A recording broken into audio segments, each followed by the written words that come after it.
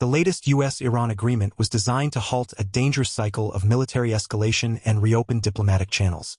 Yet only weeks after its announcement, the arrangement appears increasingly fragile.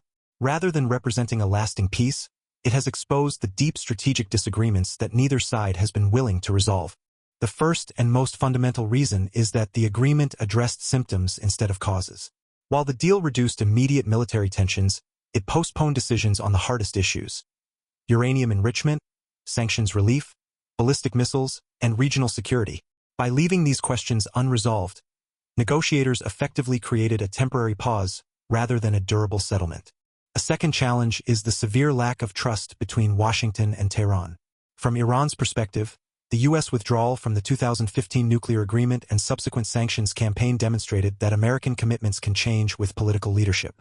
Conversely, U.S. policymakers remain skeptical that Iran would permanently limit its nuclear capabilities even if sanctions were eased. This mutual distrust has made every disagreement appear as evidence that the other side is negotiating in bad faith. The Strait of Hormuz has also become a central obstacle. Recent developments suggest that Iran increasingly views control over the strategic waterway as its strongest bargaining tool, while the United States and Gulf partners insist on unrestricted international navigation.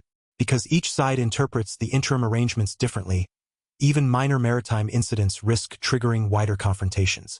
Another factor is disagreement over verification. International monitoring remains uncertain, with questions surrounding access for inspectors and verification of Iran's nuclear activities. Without trusted inspection mechanisms, both governments find it difficult to convince domestic audiences that the other side is complying with the agreement. Regional politics further complicate the situation. Israel continues to argue that any agreement must permanently prevent Iran from developing a nuclear weapons capability, while Gulf states seek stability without empowering Tehran.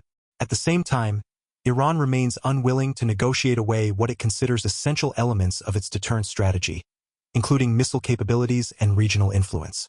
These competing security priorities place continuous pressure on the agreement.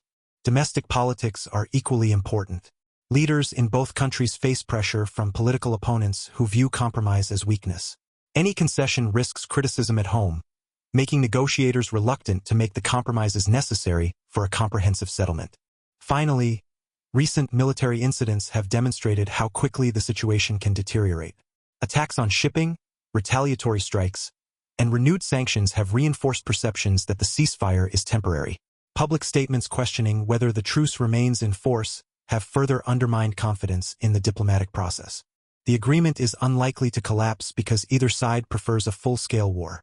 However, unless negotiators can reach binding agreements on nuclear restrictions, sanctions, maritime security, and verification, the current arrangement is likely to remain an unstable ceasefire rather than a lasting peace.